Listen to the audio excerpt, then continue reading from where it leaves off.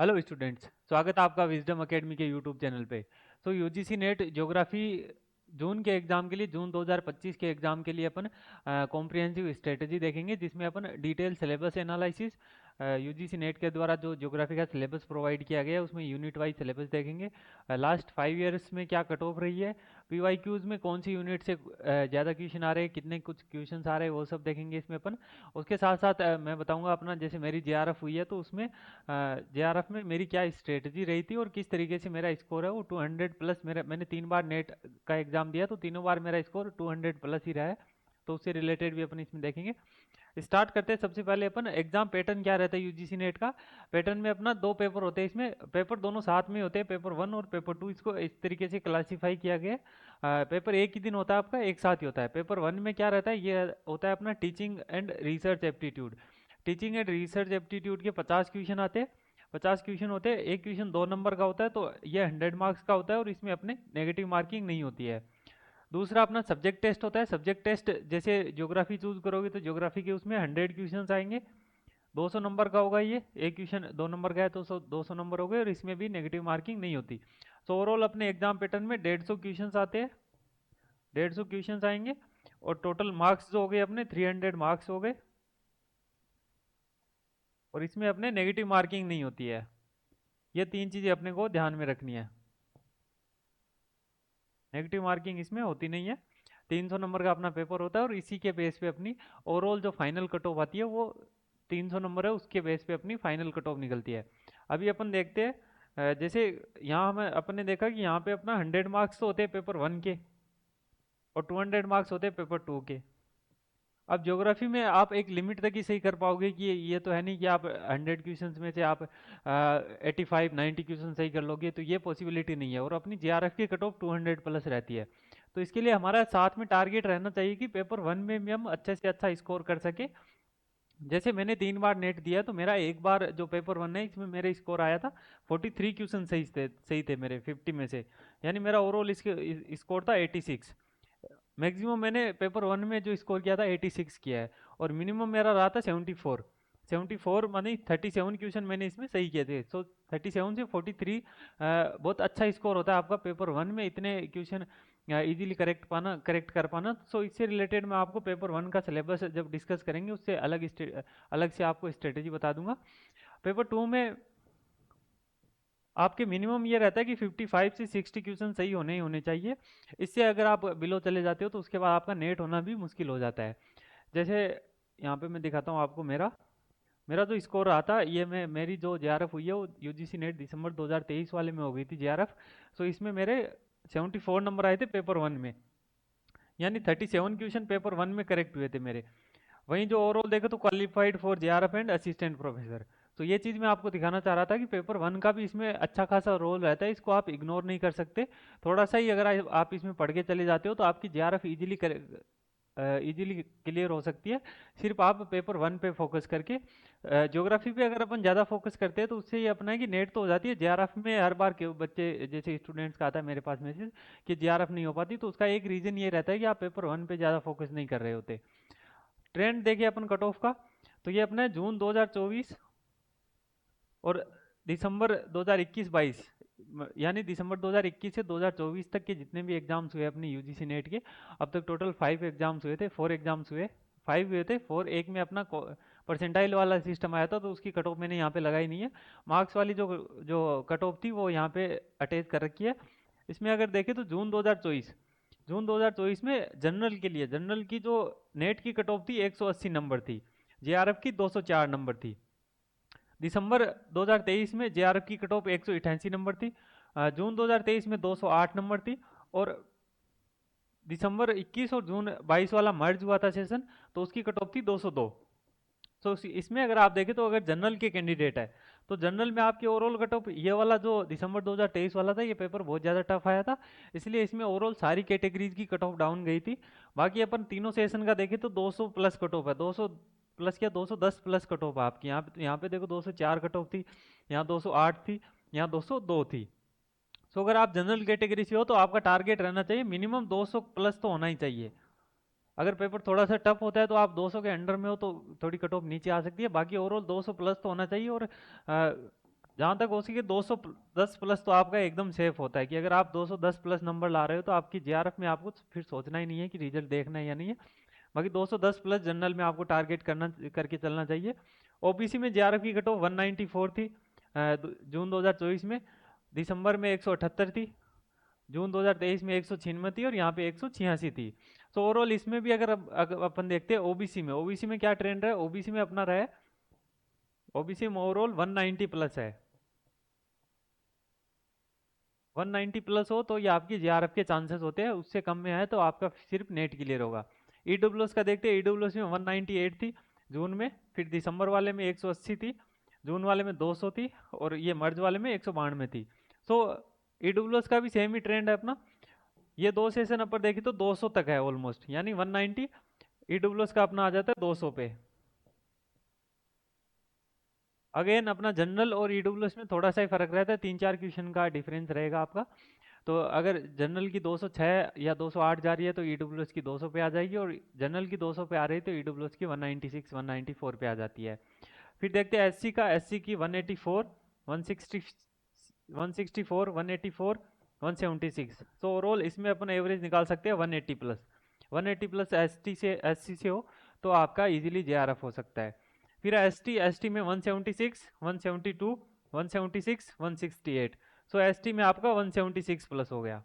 सो ये ओवरऑल अगर अपन देखें नए पेज पे जाके, अगर कोई जनरल कैटेगरी का स्टूडेंट है तो उसका टारगेट रहना चाहिए 200 प्लस नंबर।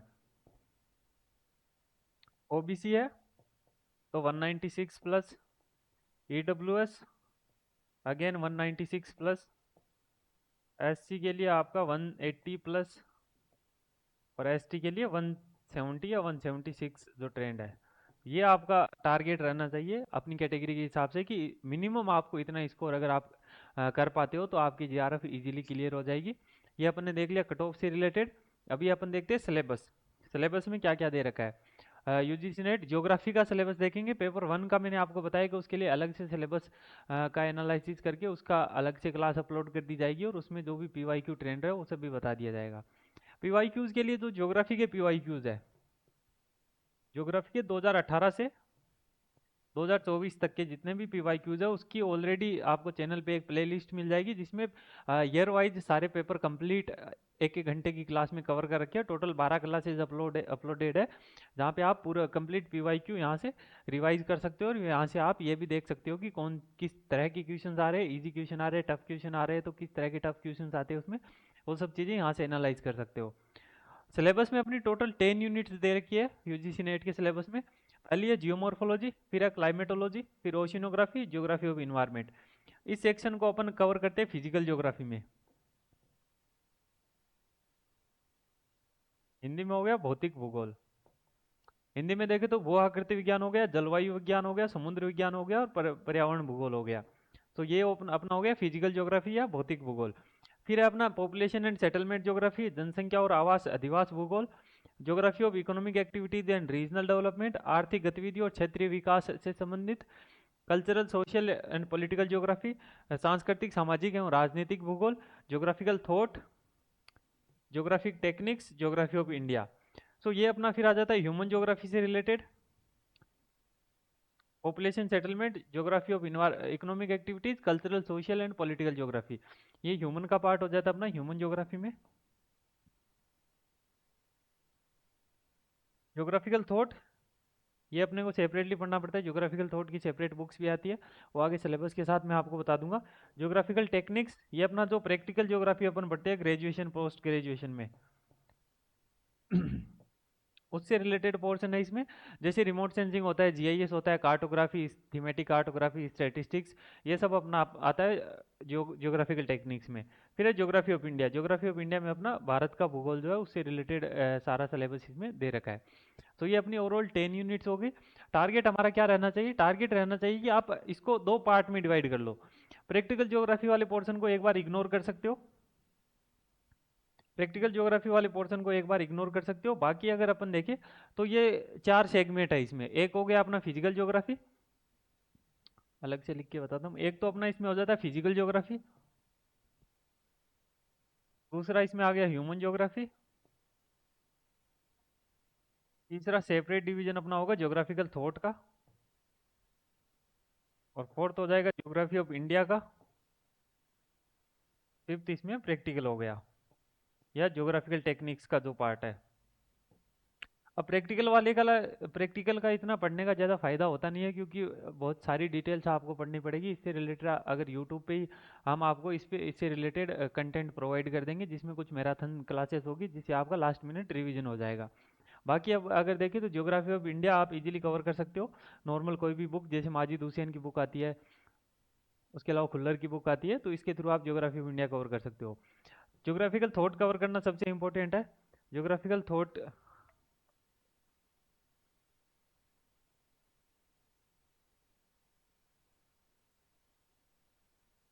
ज्योग्राफिकल थॉट के लिए अपने को माजिद हुसैन की एक बुक आती है, उसमें अपना ज्योग्राफिकल थॉट पूरा कवर हो जाता है। इसके अलावा अपन यूट्यूब पे क्लासेस अपलोड करेंगे, ज्योग्राफिकल थॉट से स्टार्ट करेंगे, जिसमें कंप्लीट आपका ज्योग्राफिकल थॉट यहाँ पे प्रोवाइड करवा दिया जाएगा।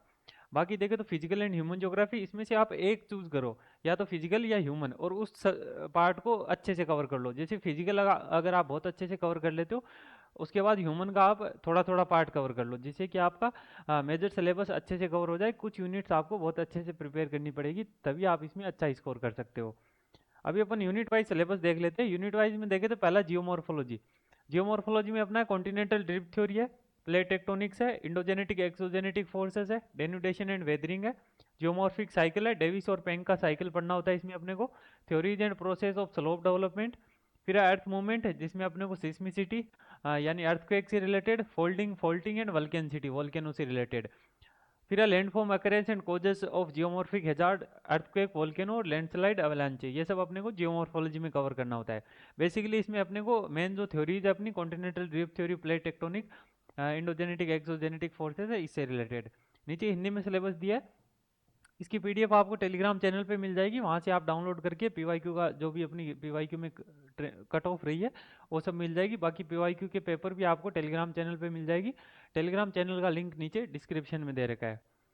सेकेंड यूनिट अपनी है क्लाइमेटोलॉजी। क्लाइमेटोलॉजी में अपना composition and structure of atmosphere, insolation, heat budget of earth, temperature, pressure, winds, atmospheric circulation, air mass, front upper air circulation, जिसमें अपने को साइक्लोन, एंटी साइक्लोन्स पढ़ने होते हैं, ट्रॉपिकल एंड टेम्परेट साइक्लोन्स। फिर वर्ल्ड के जो क्लाइमेटिक क्लासिफिकेशन है, उसमें कोपेन और थॉर्नथवेट का क्लासिफिकेशन पढ़ना है, इल नीनो वाला ला नीनो वाले कॉन्सेप्ट्स।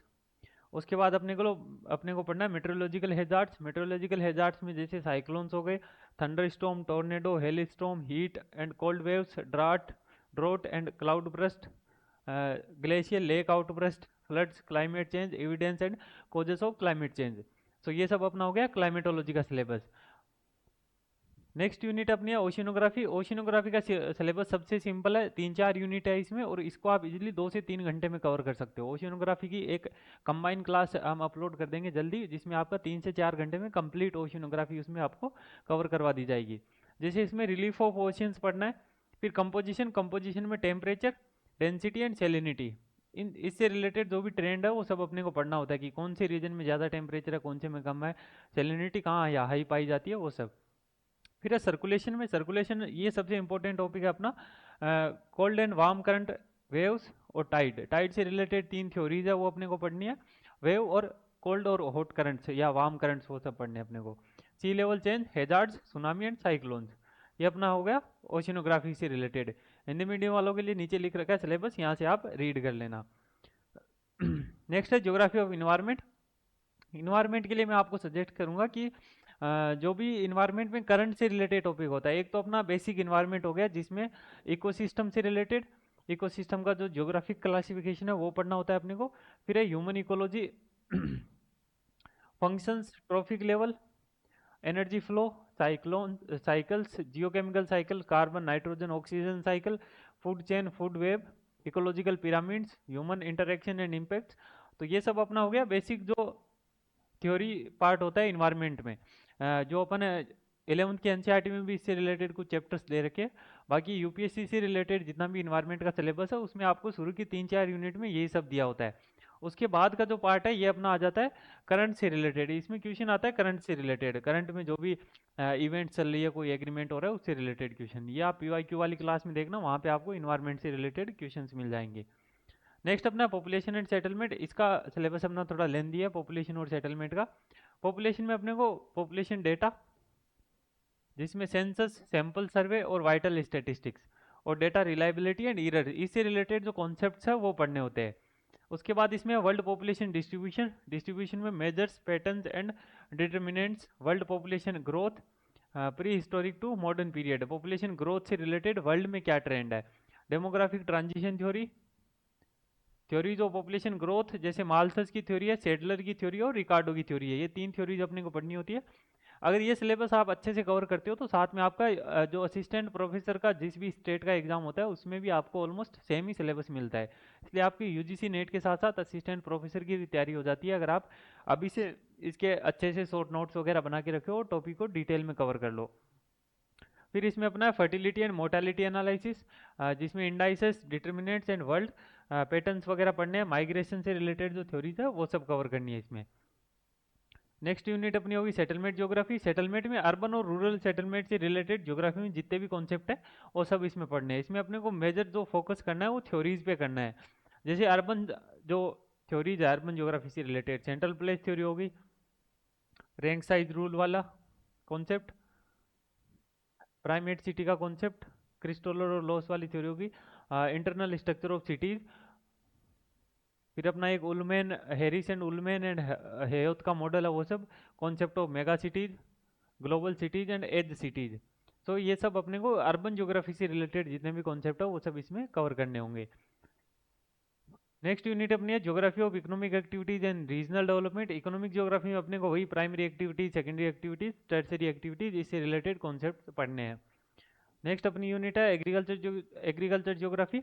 इसमें अपने को एक तो वेबर, डोई और रेफ्यूल्ला का मेथड, ये मेथड पढ़ना है अपने को। नेक्स्ट इसमें इंपॉर्टेंट है वॉन थुनन का मॉडल, जिसमें पीवाईक्यू में ये 4 टॉपिक है, इससे बहुत ज़्यादा क्वेश्चंस पूछे गए हैं, तो ये 4 तो अपने को बहुत अच्छे से कवर करने हैं। उसके बाद है इंडस्ट्रियल ज्योग्राफी। इंडस्ट्रियल ज्योग्राफी में अगेन इंडस्ट्रियल लोकेशन की थ्योरी है, अल्फ्रेड वेबर की थ्योरी है, होवर की थ्योरी है, अगस्टस लॉस की थ्योरी है, प्रेड की थ्योरी है और डीएम स्मिथ की थ्योरी है। तो ये सब अपने को थ्योरीज इसमें कवर करनी है इंडस्ट्रियल ज्योग्राफी में। नेक्स्ट है geography of transport and trade. Transport and trade में जो उलमेन और हेस्ट की थ्योरी है उससे रिलेटेड जो स्पेशल इंटरेक्शन मॉडल है वो अपने को कवर करना है। बाकी इससे रिलेटेड जो भी अपने बेसिक कॉन्सेप्ट होते हैं ट्रांसपोर्ट और ट्रेड के।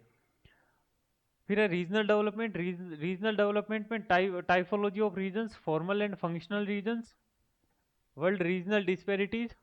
उसके बाद theories of regional development, again इसमें थ्योरीज आ जाती है अपनी, हिट्समैन की थ्योरी है, मिडाल की थ्योरी है, फ्रीडमैन की थ्योरी है। इसमें अपना मिडाल से रिलेटेड बहुत ज़्यादा पीवाईक्यू में क्वेश्चंस पूछे गए हैं। ये अपना हो गया रीजनल डेवलपमेंट का सिलेबस। नेक्स्ट है cultural, social and political geography. Cultural social में अपने को concept of culture, culture complex क्या होता है, areas and regions, cultural heritage, cultural ecology, cultural convergence, social structure, process, social wellbeing and quality of life, special distribution of social groups in India, जिसमें अपने को tribes, caste, religion और language, इन 4 concept से related इसमें cover करना होता है। नेक्स्ट यूनिट अपनी है पॉलिटिकल ज्योग्राफी। पॉलिटिकल ज्योग्राफी में बाउंड्रीज एंड फ्रंटियर, इनमें क्या डिफरेंस रहता है। उसके बाद है हार्टलैंड एंड ड्रीमलैंड थ्योरी, सबसे इंपॉर्टेंट थ्योरीज है अपनी पॉलिटिकल ज्योग्राफी में, जिससे सबसे ज़्यादा बार क्वेश्चंस पूछे गए हैं। नेक्स्ट अपना है trends and development in political geography, geography of federalism, electoral reforms in India, determinants of electoral behaviour, geopolitics of climate change, geopolitics of world resource, geopolitics of Indian ocean regions. उसके अलावा कुछ organisation जैसे ASEAN हो गई, SAARC हो गया, OPEC हो गया, ये सब अपने को कवर करना है पॉलिटिकल ज्योग्राफी में। फिर अपना आ जाता है ज्योग्राफिकल थॉट। ज्योग्राफिकल थॉट में ये सिलेबस ना देके इसको मैं ऐसे एक्सप्लेन कर देता हूँ। एक तो अपने को इसमें एंशिएंट ज्योग्राफिकल थॉट पढ़ना होता है, जिसमें अपना ग्रीक और रोमन है।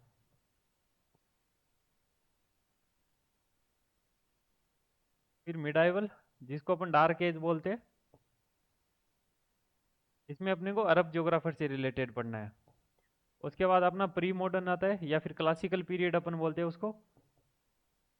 क्लासिकल पीरियड में इमैनुअल कांट और हेटनर के बारे में ये सब पढ़ना है। फिर अपना आ जाता है मॉडर्न ज्योग्राफिकल थॉट। मॉडर्न में अपने को एक तो 4 स्कूल्स है, American, British, 4 school of thought है। अमेरिका वाली होगी, ब्रिटिश वाली होगी, फ्रेंच और जर्मन स्कूल। उसके अलावा इसमें जितने भी कॉन्सेप्ट है उस टाइम के, जैसे इन्वायरमेंटलिज्म हो गया, डिटर्मिनिज्म हो गया, पॉसिबिलिज्म हो गया, ये सब। फिर अपना आ जाता पोस्ट मॉडर्न।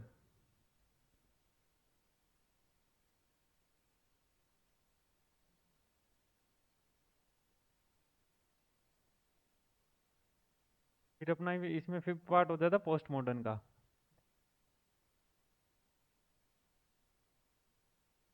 पोस्ट मॉडर्न में अपना क्वांटिटेटिव रेवोल्यूशन, एरियल डिफरेंशिएशन, उसके बाद उससे रिलेटेड जितने भी अपने आगे की चीज़ें निकल के आई है, जैसे लोकेशनल एनालिसिस वाला है, वो सब कॉन्सेप्ट अपने पोस्ट मॉडर्न में आ जाता है। ये अपना सिलेबस है ज्योग्राफिकल थॉट का।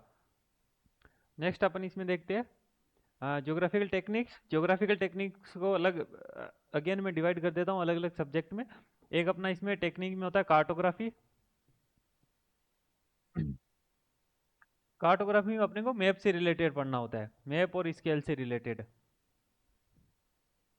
उसके अलावा इसमें मैप प्रोजेक्शन और वो सब चीजें आ जाएगी। फिर है थीमेटिक कार्टोग्राफी होता है दूसरा इसमें। थीमेटिक कार्टोग्राफी इसमें अपने को जो डेटा का रिप्रेजेंटेशन है, अलग अलग बार डायग्राम में होता है, सर्किल में होता है, आपका पाई चार्ट बनाते हो, वो सब चीजें इसमें कवर होगी। थर्ड इसमें अपने को तीसरा टॉपिक रहता है स्टैटिस्टिकल ज्योग्राफी या स्टैटिस्टिकल मेथड्स इन ज्योग्राफी। इसमें अपने को mean, median, mode, standard deviation, correlation, variation, sampling, वो सब। नेक्स्ट अपना इसमें हो जाएगा रिमोट सेंसिंग।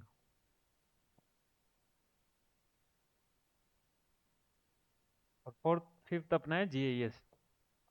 ये अपना हो गया प्रैक्टिकल ज्योग्राफी का syllabus. Cartography, thematic cartography, statistics, statistical method in geography, remote sensing and GIS. ये अपने को कवर करना है पॉलिटिकल जो प्रैक्टिकल ज्योग्राफी में। लास्ट यूनिट अपनी है geography of India. Geography of India की सिलेबस को भी सिंप्लीफाई कर देते हैं। इसमें अपने को एक तो ज्योग्राफी ऑफ इंडिया में फिजियोग्राफी पढ़ना है। फिजियोग्राफी में वही अपना फिजियोग्राफी की डिवीजन, फिर सोइल क्लासिफिकेशन, रिवर्स वाला हो गया, वेजिटेशन हो गया, क्लाइमेट हो गया, वो सब। दूसरा इसमें हो जाता है रिसोर्स वाला पार्ट। तीसरा फिर इसमें आ जाएगा अपना ह्यूमन से रिलेटेड, जिसमें अपना पॉपुलेशन और सोशल में जैसे कास्ट वाला हो गया, ट्राइब्स का डिस्ट्रीब्यूशन हो गया, वो सब डेटा आ जाएगा। फोर्थ इसमें अपना हो जाएगा एग्रीकल्चर।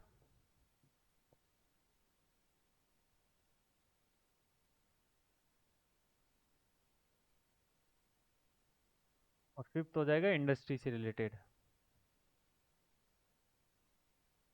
इसके अलावा रीजनल प्लानिंग इंडिया में कहाँ, कौन से एरियाज में क्या रीजनल प्लानिंग चल रही है, उससे रिलेटेड। सेवंथ हो जाएगा अर्बन एंड रूरल सेटलमेंट।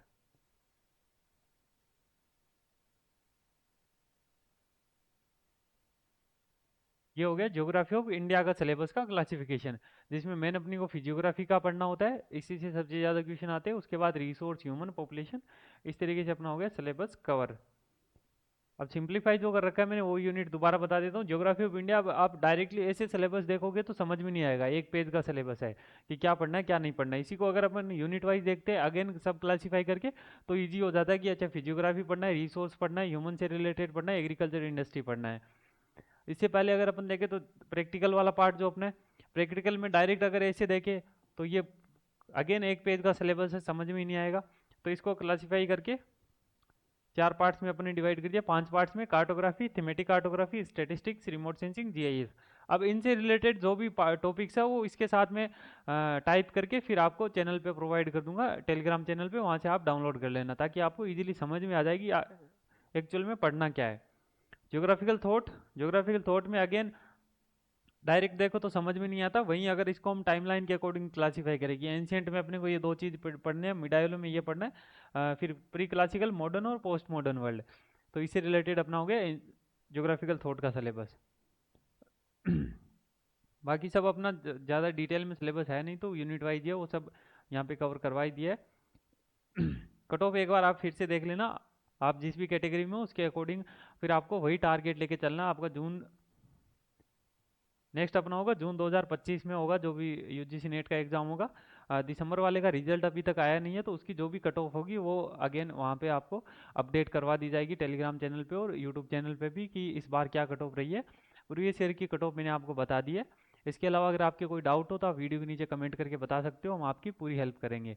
बाकी यूजीसी नेट 2025 के लिए आपको जल्दी यूट्यूब चैनल पे इससे रिलेटेड क्लासें प्रोवाइड करवा दी जाएगी, जिससे कि आपको अभी से आप उसके लिए तैयारी करना स्टार्ट कर सको। मगर आज की क्लास में इतना ही। धन्यवाद।